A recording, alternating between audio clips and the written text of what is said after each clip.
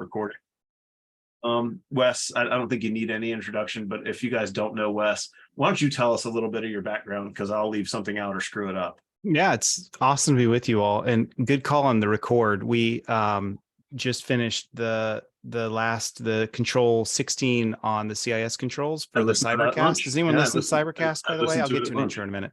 Throw a link in the chat if you have it handy later on. I'll do that as we're talking. Fantastic podcast. Like, they're doing a great job of picking apart each. They take a week and focus on a control out of CIS, so you can literally start at control 1. And yeah, it's really cool. I think we'll hit 50,000 downloads. That's a powerhouse cast. I mean, let's be honest. Yeah, it's really. So here's what's funny about it.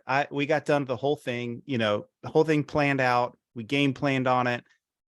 We all the notes ready to go. We recorded the whole thing hour and 20 minutes later, and we're finished. And Andrew just goes, I'm not going to cuss, but he's just like, bleep. He's like, no. I was like, what? And he didn't hit the record button. Can I just say that I listened to this episode and they must have had a lot of green room time talking about this, because it sounded like a little too prepared, not like some. That's why. Yep. You could hear it. You could actually hear it in this one. That's hilarious. Yeah, that's why it was. It's only funny because it didn't happen to me. Man, it was really painful. Yeah, I'm sure everyone's done that before. So yeah, not so fun. Yeah, but anyway, fantastic though. If you guys don't know them, Phyllis from CIS, Ryan Weeks, Wes Spencer. I mean, Andrew Morgan kind of heads up the charge, and it is just action packed, full of picking apart these controls in ways that I wish I had had somebody when I was at my MSP to explain them to me, because I really struggled with controls and understanding them and all that. So it's absolutely fantastic. But anyway, back to who is Wes and where does he come from? No comments on that, Brian Weiss. On chat. So by the way, they still introduce you wrong too. So it's that's true, because he doesn't want to change that Australian voiceover lady that he paid all that money to. So yeah. Anyway, okay, let me finally get to an intro. So hey, I'm Wes Spencer, and I'm a cybersecurity guy by trade. Have been pretty much all my career. I came out of enterprise, and I came out of banking actually, and so I spent a lot of years in banking. And I'm not going to give you a long story, but like the high level is I met Aaron Chernin, my founder at Perch Security, way back in like 2015, something like that. And we decided that we were going to be a bunch of idiots and go create this thing called Perch. No one wanted to give us money. Everyone said we were stupid. Everyone was like, no one is going to pay for anything beyond antivirus and firewall in the MSP space. Will not happen. You guys are dumb.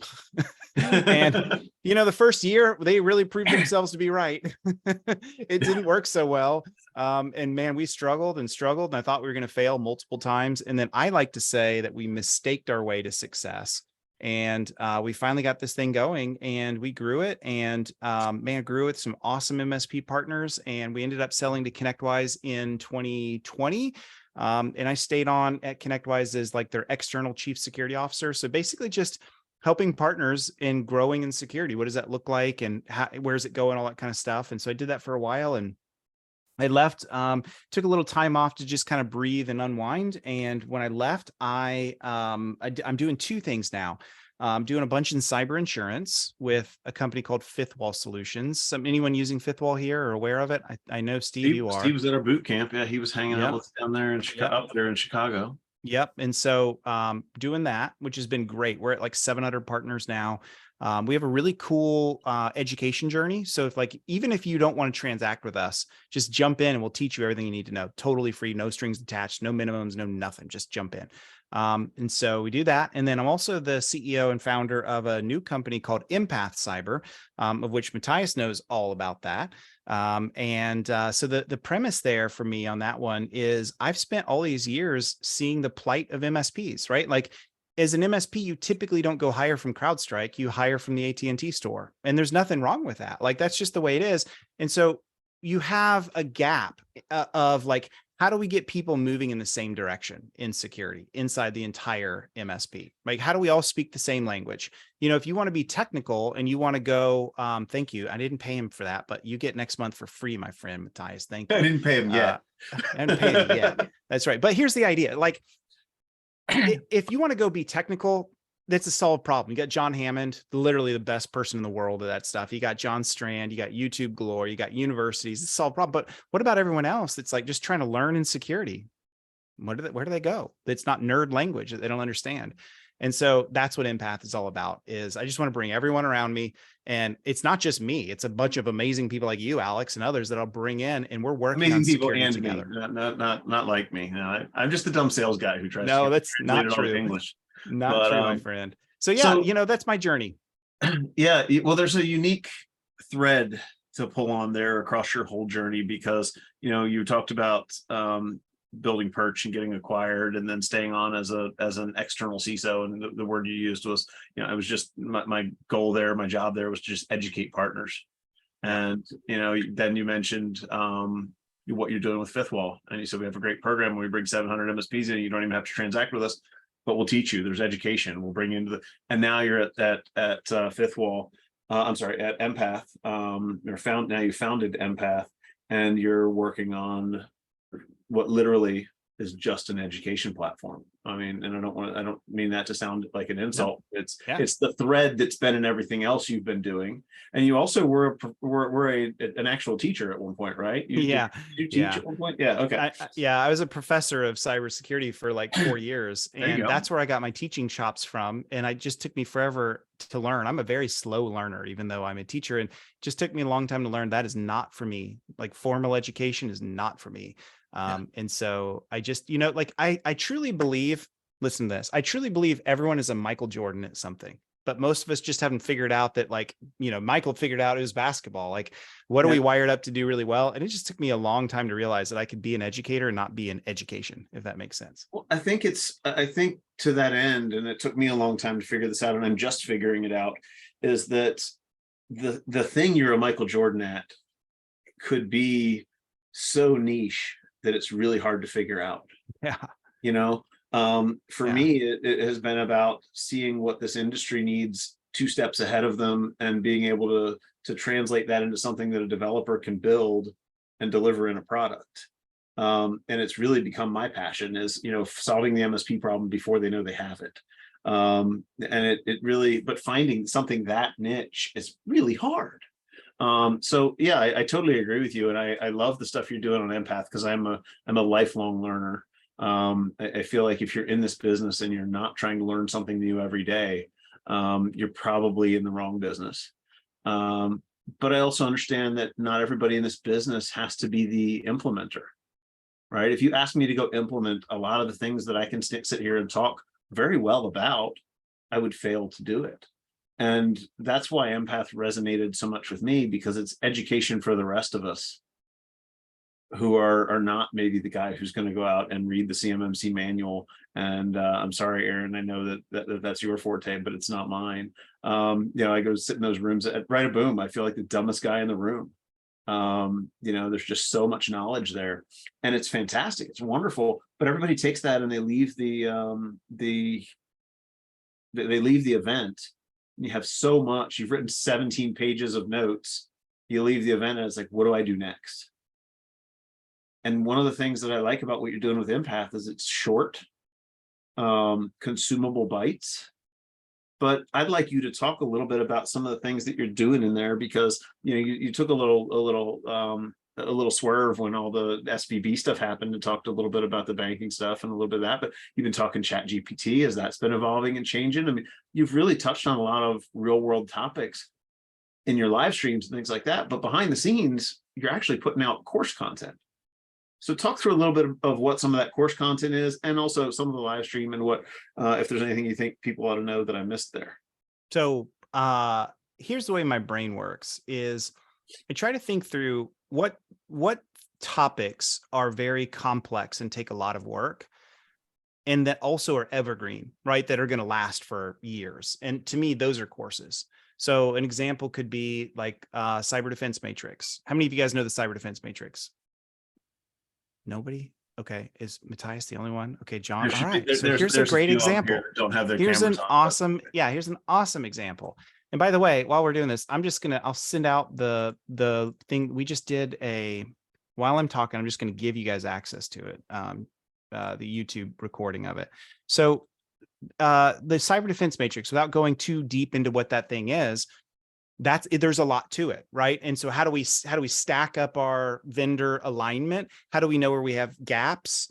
How can we even use it to like explain to clients what we do in cyber and where it all works and aligns, all this kind of stuff, right? And so there's a lot to that. So in a course like that, guess what? I'm turning that thing into a course where I can slice it up into a bunch of consumable pieces, and you can use it when you want to. And I usually jokingly refer to most of the courses as like Motel 6 style, like we'll leave the light on for you. When you need it, it's there. You don't have to binge on it. Here's the link. Let me paste this in. So you guys are welcome. This is my intro. This is not the course, but it's in like an intro level to it. So go check that out if you're curious and want to know. I promise you, you're going to love it. And so I think you guys should all go bookmark that. I know it's 3:15 on a Friday. For some of you, it's 2:15 or 1:15. But if you don't have time left in your day, bookmark that. Put some time on your calendar Monday or Tuesday or Wednesday to just go back and check it out. Number one, I want you to see Wes's style of education because it's always fun. It's always interesting. I'm a huge fanboy, and Wes and I have become friends. It's weird to be a fanboy of your buddy, but total fanboy. He called me yesterday. We were to kind of talk about this, and I've got him on the phone, and it's like, hold on a second, I've got to pause you. And I'm literally pausing his chat, talk about Chat GPT. He's like, I thought I heard myself in the background. That's a little it was kind of weird. I thought it was echo. Is what I love some of what you're building over there. I think it's super interesting.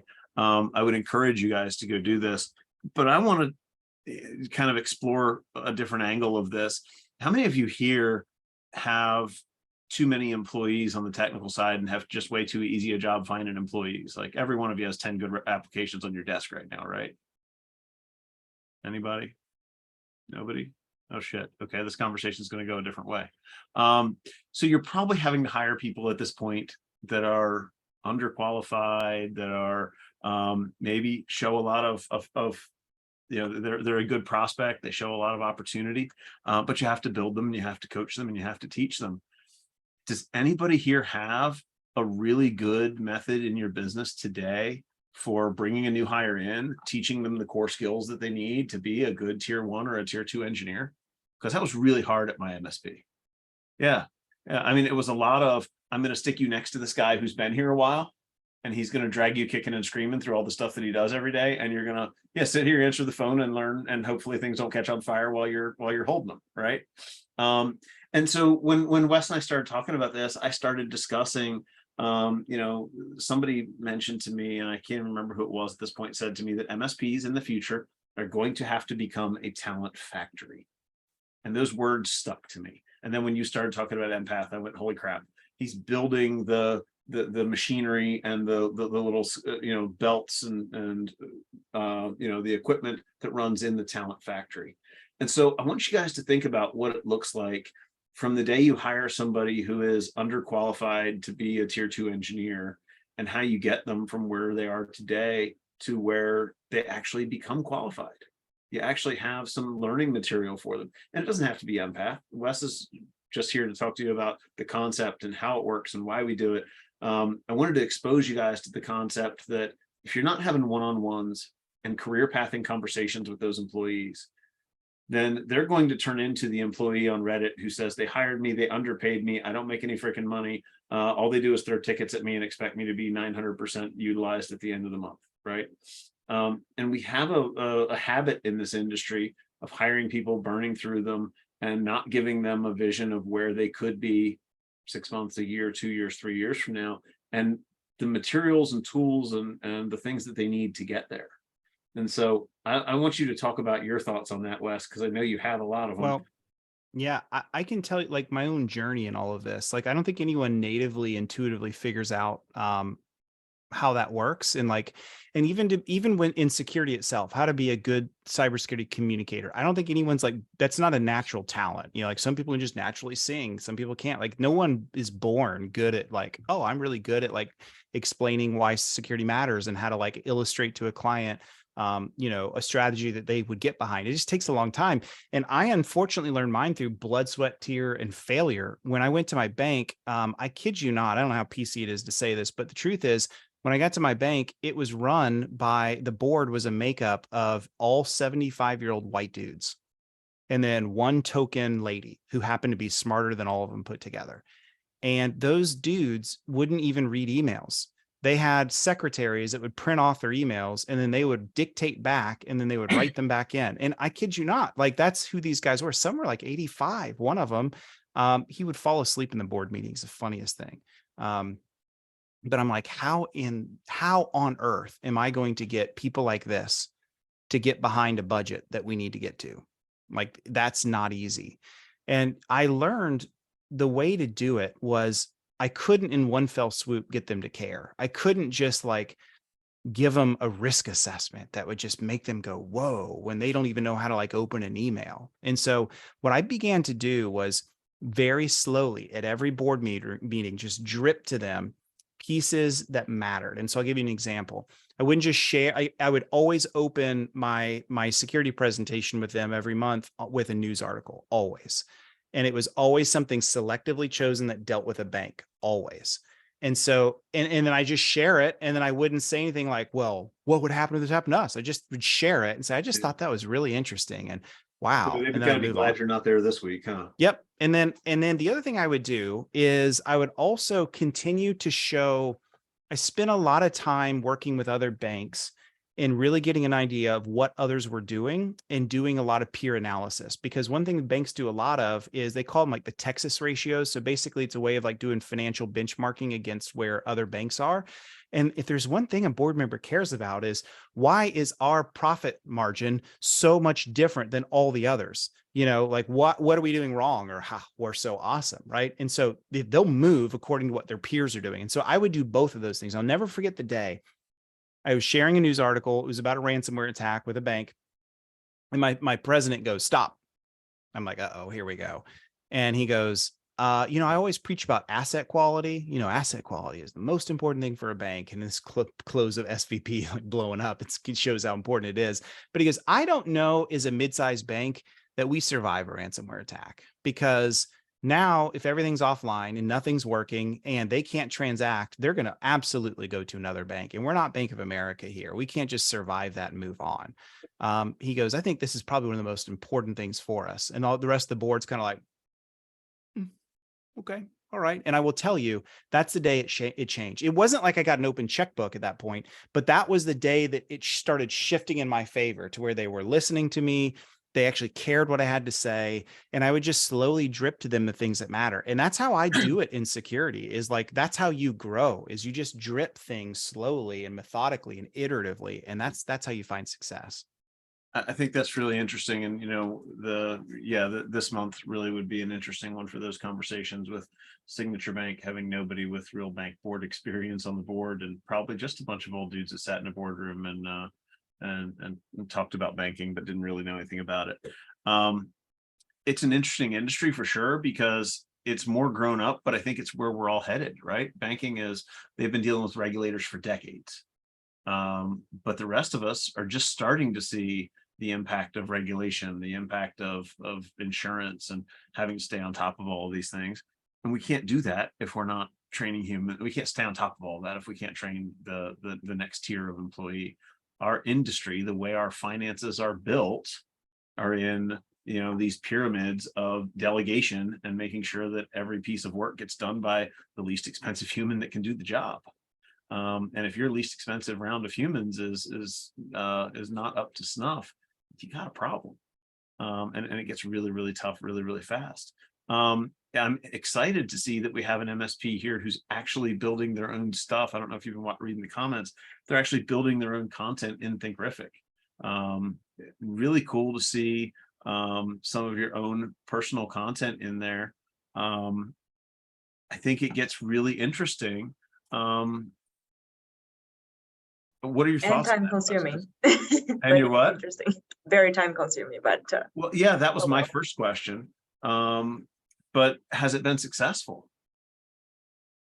Yes, because as much as like vendors like Connectrise or Data or Sophos, they do have their own video training.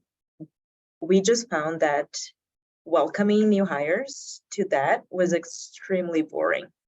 So instead of getting very excited on their first week, they were sitting through these videos without any feedback, just like absorbing. Here's ConnectWise And- University. We'll see you in a week. Yeah, Exactly. And it was That just sucks. like, I am not even in and I already want to get out of here. yeah.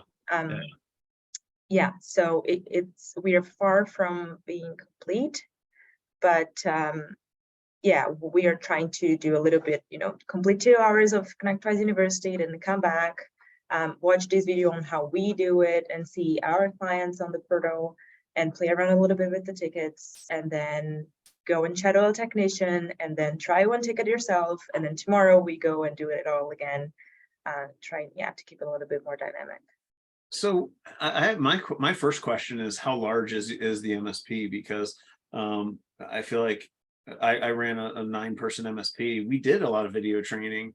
It sucked because I had to pull a resource that ought to be billable to go do that, get that kind of stuff done. Right at our biggest, we were, I think, 12 or 13 people, but we were super inefficient at that size. At our best, we were at about 9 people, and it would have been really hard to keep up with all of that content. So we did death by PowerPoint, unfortunately. Yeah, well, we now have about 18 people on that team. And we do have another 20 on a separate kind of isolated help desk, but we just took the opportunity to try and actually integrate the business a little bit and did a lot of videos on our own company. So, when they start, the first video that they see is actually our CEO telling about who he is and why he started the company, what the values are, and that sort of thing. That before he used to come and greet everybody, but now that conferences are back, like, he's not always in the office anymore, and some people go into their probation period without even seeing the CEO of the company. I don't even know who I work for. So we really tried to take that opportunity and close that gap. But I think the most challenging part about being bigger than what he said, Alex, about 9 people, is getting the older people. So people that have been with the company for 3, 4, 5 years to come and do videos on new things that are being implemented, because they go like, I don't need this. Why am I going back to video trainings? I know everything. And while it can be true for the most part, some processes are changing, and thank goodness they're changing. The change is always for the best, but yeah, it's so many challenges one after the other. You said that, and I immediately thought of the struggle I had deploying IT glue at my MSP, because I bought IT glue because I knew we needed it, and my engineers went, we already know all that stuff, right? It's institutional knowledge, we're good. And then one of my MSPs went to work for the state of Delaware. 3 weeks later, another one of my engineers went to the exact same department at the state of Delaware. Coincidence. And then 3 months later, one of my guys decided to go back and get his master's degree and left. And I lost 3 of my 4 technical humans in a period of less than 60 days. And let me tell you, that 4th guy became a believer in documentation. But it took that, unfortunately, right? And as we hired new people, every time somebody would ask him a question, you'd go, I'm going to tell you this once, and then you're going to document it. And we just became a documentation shop. So hopefully your education stuff takes off that way, and without having to lose 75% of your technical humans. But hopefully you can get some folks to buy into it and see the value and continue to build that stuff. I'd be interested to hear what topics you're doing today and where you see that going in the future, because I know Wes is kind of like me. I just love to pick this apart with folks who are doing it and learn from it, because I think everybody here could learn something from doing a little bit of this.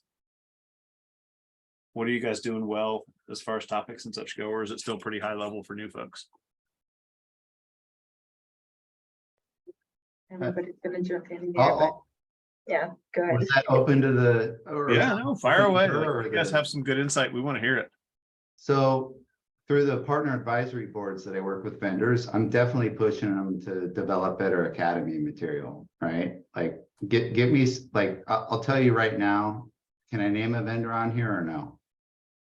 I mean, it's only being recorded. Nameless antivirus vendor that has the most boring training ever, that was torturous to go through. And you have to go through that training just to be able to resell their product. And it was like, oh my God, like, do I even want to send my guys through your training, or do I want to make my own? So I think there's something to be said about that, right? If you're using certain vendors, don't just like there might be a better approach of a sink or swim than putting them through the torturous training that the vendor claims is good.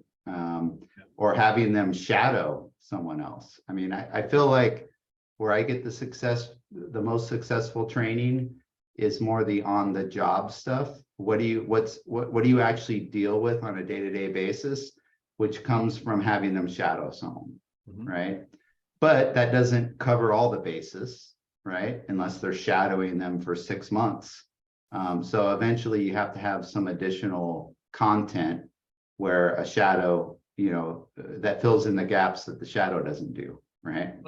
And Wes, you're kind of taking a really unique approach to this because you're mixing in a combination of current events with education. And I guess that's kind of what you did to your board of directors. I'm just now putting that together. But talk to us about some of that and just your take on these here. You're mixing current events and some things that maybe MSPs don't have in their toolkit today. It comes down to relevancy, right? Like both for you and for your clients. It's really, when you're a jack of all trades and you got fires burning everywhere, it's difficult to keep in touch with like things that actually matter. And here's something I learned. I did that live stream just recently on GPT-4 that just came out. And I've learned, I think Alex, you and I were talking about this. I learned something a long time ago. It's same with my YouTube page, all the stuff I do on YouTube. I learned something is that I watched the GPT-4 live stream when it first came out because I'm a dork and I'm interested in it. And a long time ago, I used to assume that everyone else knows the same thing, and they don't. Like everyone that's in my channel, like they're aware of ChatGPT, but they had no idea that GPT-4 just came out and why it matters and the cool stuff it can do. Like, for example, if you haven't seen it, one of the things he did was he sketched a website of like what it should look like on a piece of paper. He took a picture of it. GPT-4 read the picture, interpreted it, read the words on it, and then he said, turn this into code and make it have like some jokes, like where I put the word joke in like brackets. And it built the code for him, the JavaScript and HTML, and popped it up. It's the coolest thing, right? All from like a sketch. And this is stuff that I'm like, I watch it and I'm like, whoa, this is so cool. And then I just the US tax code and told a guy how to file his taxes. I mean, it's insane stuff. Insane. Yeah. So my point is, I watch stuff and I assume everyone else knows it too, and they don't. And so it's the same thing with you and your MSP. Like there might be something that's happened that could be really cool for them and they don't know it. And so there are opportunities just to take what's happening in the news and repackage it in a way that makes sense to somebody else in their vernacular, so to speak, right? I'll give you one more example. This one's ChatGPT too. My brother-in-law is a karate. He owns like 4 karate businesses. And he's really scaling it up. It's super cool. And he texted me one day and he's like, Wes, he's like, I'm at a karate conference right now. He's like, did you know, you ever heard of this ChatGPT thing? He's like, this is incredible. It's writing all my marketing copy. I'm like, yeah, I've known about this thing for like 3 months now. But for him and the rest of those karate guys, they were like, they couldn't believe it. So just bringing this back to like, take things that matter and repackage them in the ebb and flow of what's happening in news, it goes a long way. And you can be a thought leader like that for your clients. It's interesting that you say that because really, everybody here is trying to master how to deliver complex technical stuff to their clients. And the thing I love about the content that you do is you turn it around and turn it into a, why does this matter to me? Why does this matter to the world? I mean, you kind of came out and said, ChatGPT isn't going to change the face of the world just yet. Like we're way ahead of it. It's way more news hype than it is a real thing yet. But it's still cool and it's still on everybody's tongue and we should be talking about it, right? Everybody's hearing about it. We should be talking about it. We should be the experts. I'd be interested to hear from the group if there's something that you're having trouble teaching to your folks. Wes, I know you're doing a lot around cyber and just a high level understanding of what good cyber posturing looks like. But in the group, are you guys having trouble teaching certain things? Are you not bothering to teach certain things because they're so hard? Steve's people skills. Teaching people skills to nerds is always hard. We'd rather just not talk to people. We have this job because we spent 20 years in our parents' basement trying to avoid talking to people. And then, all joking aside, I have worked at 4 different MSPs over time. And if people would just pick up the phone and have a human conversation with the user, I would I would say that most help desks would save 20% of wasted hours because they didn't understand the problem. And you know, I do make a joke about it, but it's really, it's critical. I'd rather take a non-technical person and train them technical than try to train somebody who's a brilliant engineer as a people person. It just doesn't happen. Well, and you're saying you're having trouble teaching that, but it's like basketball coaches who say you can't train tall. Like Yep. I can teach you fundamentals. I can't teach you how to be tall. Aaron, go ahead. Can everyone hear me better now? Yep. Yeah, Yes. Way better. Sound like you're in the same room as us this time. So the biggest thing, I've recently stepped into a leadership position where I'm managing and leading the VCIO team as a whole, which is a feature of our monthly service agreement to our clients, that we provide these VCIO services, which is really based around tethering what needs to technically happen to improve their infrastructure to the goals of the business and the decision makers there. And that has been significantly difficult for me to teach that business mindset and how to map the technology to the business to my other VCIOs. And Wes, you had a so quote on this, and I called you out on it, and I even sent it back to you. You were on was it the cyber call? And you said something about if we would just ask this question about how does the business make money? And I forget exactly what you said, and I wish I could. that does sound like something I'd say. It was basically, you know, if you can figure out how the business makes money and then how technology enables or supports that, and what removing any one piece of that would do to the business, that's the risk conversation, right? Yeah. You know, the business makes money by this process and it requires that thing over there. What happens if that thing over there disappears? Yeah. Really the that's only way what the risk conversation has to happen. It doesn't have to be about you know, North Korean hackers or Chat GPT or whatever Right. other fancy nerd thing that we like to talk about. It's about, hey, you got this system, and if that system disappeared, how do you ring the cash register? What would it do to your business? Well, shit, Yeah, that's important enough. We should do something about it. Yeah, I've got a DoD client that we're mapping out a path to CMMC compliance with. And he's like, yeah, I need to achieve compliant. We began this conversation. First time I ever talked to him was at the end of January. And he goes, we need to achieve compliance by the end of Q2. And I looked at him and I said, well, do you want to make money? And he goes, well, I mean, yeah. Okay, well, we're not going to meet that deadline. You know, because there's so much that goes in there that is going to be so disruptive to his staff. And we're changing the entire nature of the way they operate, just mentally, and how they view the systems that they utilize and the processes by how they even do their work, that if they just implement all these changes, their efficiency is going to go down the drain and their profitability is going to be non-existent. It's the same conversation that we've been teaching people to have around 365 and Secure Score. We lay out the Secure Score and we go, hey, Mr. Customer, I know you thought we were doing all these things for you, and compliance is no different. I know you thought you were compliant, but if you had been doing all these things all along, we'd strip every attachment out of every email. You'd have 17 banners on an email. Everything would have 7 factors of authentication. You wouldn't be able to log in. You wouldn't be able to send and receive email. Like nothing would work, and you'd be pissed, but you'd be secure. So I know you thought we were doing all that. We're obviously not. Now we have to start the slow journey to how do we do this without breaking the business and still turning on all of the controls that need to be there to put us in a better and healthier place. And I understand why that's a hard conversation to teach. I mean, it's a tough thing.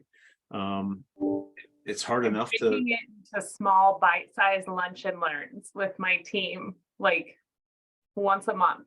Okay, we're going to take 2 hours today and we're going to focus on this one thing. Wes, I know you love lunch and learns. Like you talk a lot about doing those for your customers in cybersecurity and things like that. What are your thoughts on teaching some of this business leadership stuff to an internal team?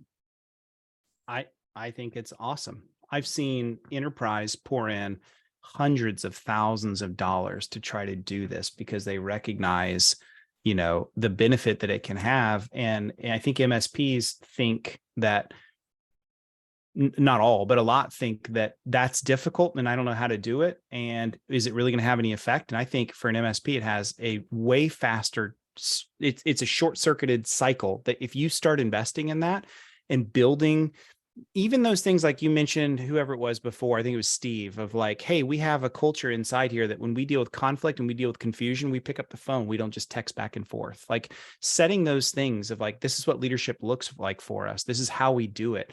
Though I think it's so much more effective for an MSP when you're a small to mid-sized company. You can get that message out so much more effectively than trying to get it out to hundreds and thousands of employees all across the world.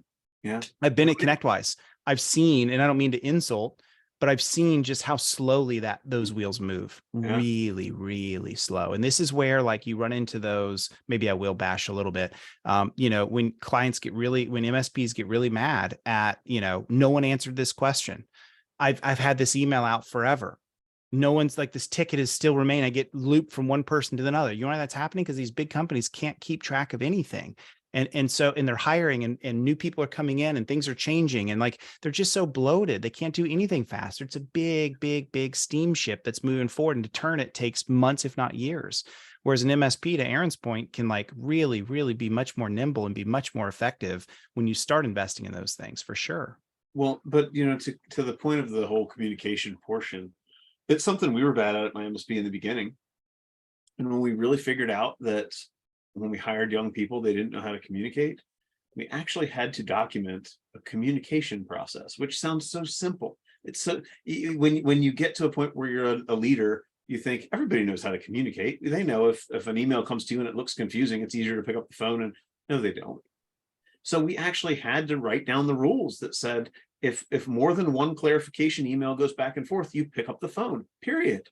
That's just a thing. If a ticket's, you know, if you're 30 or 40 minutes into a ticket and you haven't got there, you pick up the phone. Like there's no reason to go back and forth and create this big long, I mean, you might as well just solve all your trouble tickets on Reddit if that's the way you're going to behave. The same level of misunderstanding will happen. So, you know, it sounds like a stupid, simple thing to document and train on, but how does our company communicate? What is the level of urgency? Based on the level of urgency, what's the right tool? And if it's urgent, an email or an instant messenger, that's not an urgent tool. An urgent tool is this thing called the telephone. We pick it up and we have a conversation. And I think it's important to really think about that, especially as we get into a world where all we're doing is adding modes of communication. So Yeah. It's a couple things on what you said, Alex, that I'd liked. All right, then we'll shut up and let Brian talk because he's had his hand up for a minute there. No, let Brian go first. I didn't see. No, you're good. Finish the thought. Okay. Go for it, brother. The first thing is the teaching communication has to start with the leadership of your organization, depending on how big you are. That is critical. That is something.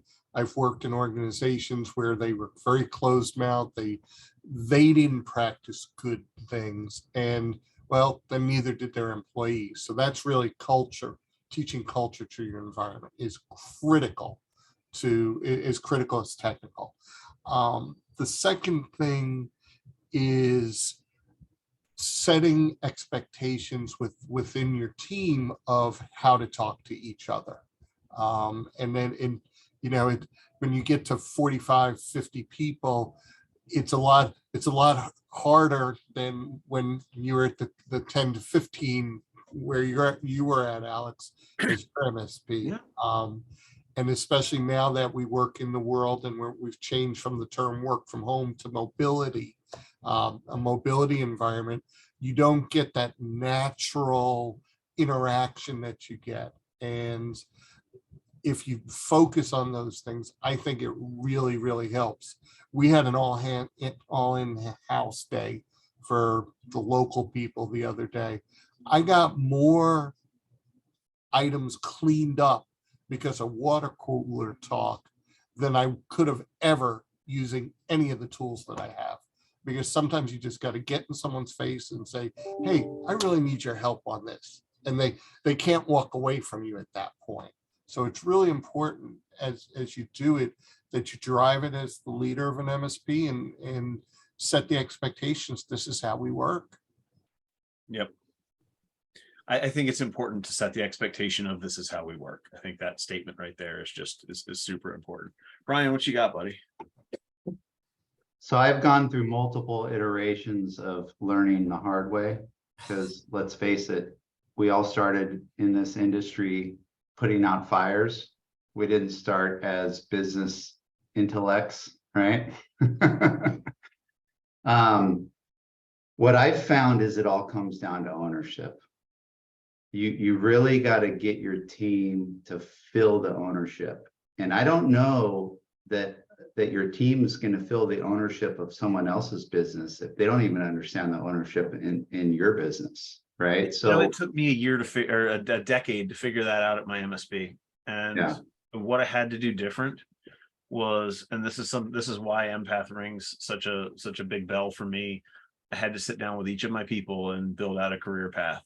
And actually have regular one-on-ones with my team. And I'm the first one to admit I was a terrible CEO.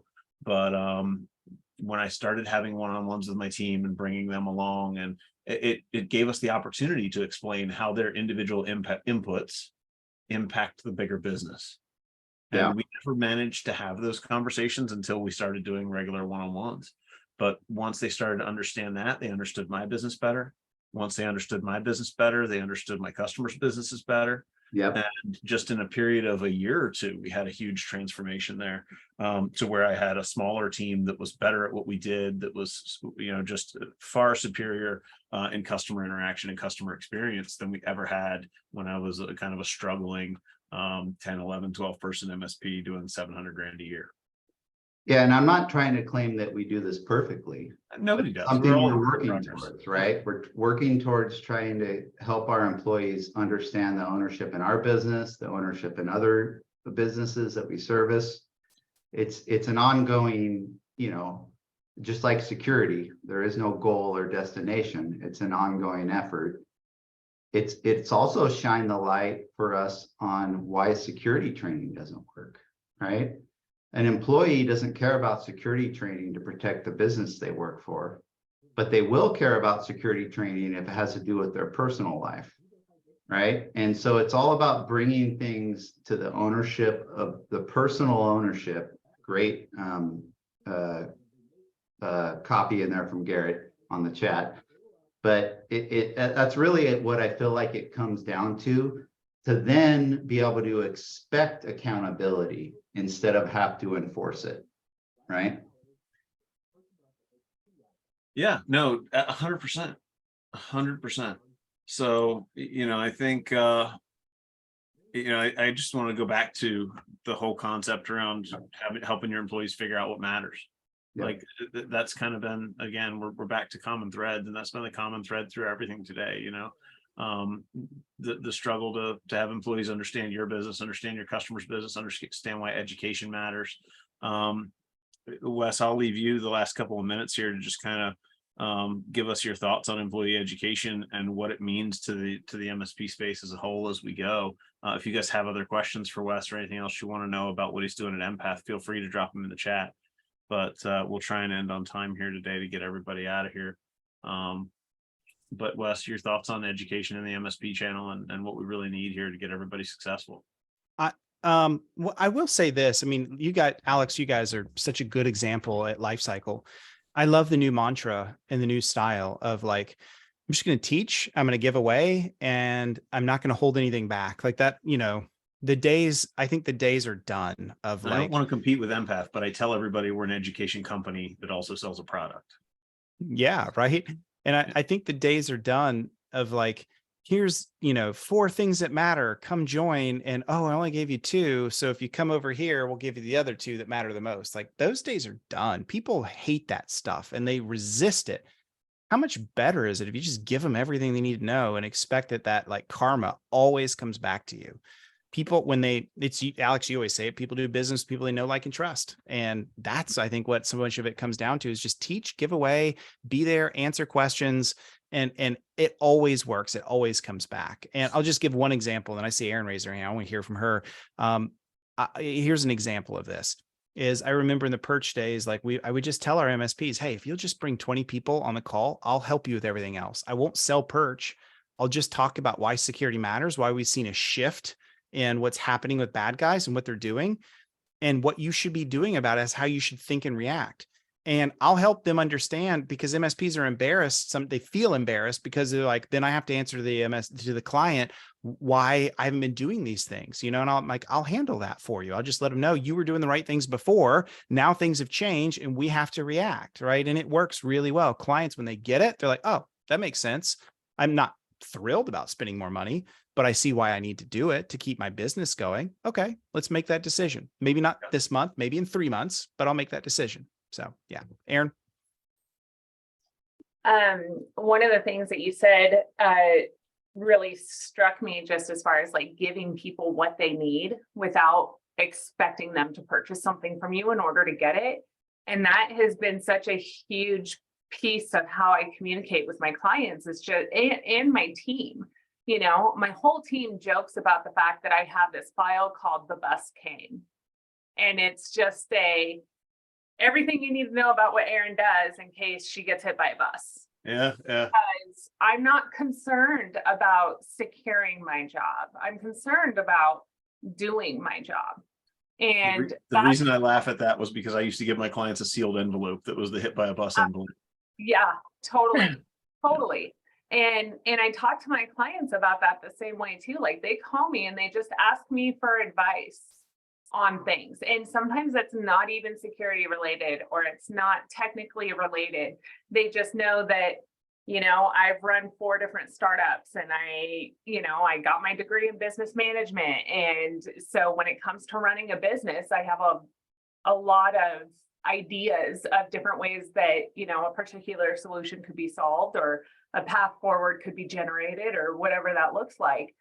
And that's all just like, I never get irritated about that. And I think that's another big thing that I'm really working with my team on overcoming, because they're getting these calls that just, they get irritated with. And I think it's because they feel overwhelmed, but they're not correlating it to that overwhelmed feeling correctly. They're thinking, oh my gosh, they're just wasting my time, and I got things I got to go sell. And I'm like, no, that's not what this is about. This is about helping our clients becoming profitable and keeping them safe, not helping them become profitable at the expense of being safe, or helping them be safe at the expense of being profitable. Right. We talk about that all the time, where those two align. All of a sudden your customer's like, well, duh, it perfectly makes sense for me to do that. Right. Totally. And then you find yourself going from being an expense item on their profit and loss statement to being a valued partner. Yep. And that's like, Ding, ding, ding. All right, Aaron's going to teach this call next week. I'm going to be, I don't know where, but I've been replaced. You guys don't need me anymore. no. All right. It's so well said. Yeah. That was Love it. very well said, Aaron. Thank you. Love it. All right. Well, with that, Wes, if anybody wanted to follow up with you, where can they find more information about you? You got all the message me on LinkedIn for sure, or empathcyber.com. And either way, be happy to chat with you and get you going. I'd be happy throw to. your YouTube channel out there in the chat too. You guys, if you guys follow anyone on YouTube, you should follow Wes. Well, he might chase you down some cryptocurrency paths, but you'll also catch some good stuff. Yeah, here it is. Let's see, chat. There you are. Yeah, that's my YouTube. Yeah. You might get to laugh at some of the crypto stuff, since all of us crypto knuckleheads look like idiots these days, but no worries at all. All right. Well, with that, Wes, I appreciate you coming out, man. It's always good to hang out and chat with you. It's great to see you all, meet you all. Yeah, education is an important topic to me right now. If you guys have team members who you feel like are, you're struggling to get them up to speed, you're struggling with some of the education, or what to do with them, or how to reach out to them, how to engage with them to make sure that this matters, reach out and talk to Wes. He's an open book. He's a great human to get in touch with. He's way too generous with his time, so he's super busy all the time and may take a little bit to get back to you, but great human, and one of the people that I'm really proud to know in this space. With that, we're going to wrap up this Friday. Thank you, everybody, for coming out and hanging out. I hope you have a great weekend. Go drink a green beer on my people, and we'll see you all next week. Thanks, everyone. Thanks, everybody. Take care, everybody. Thank you.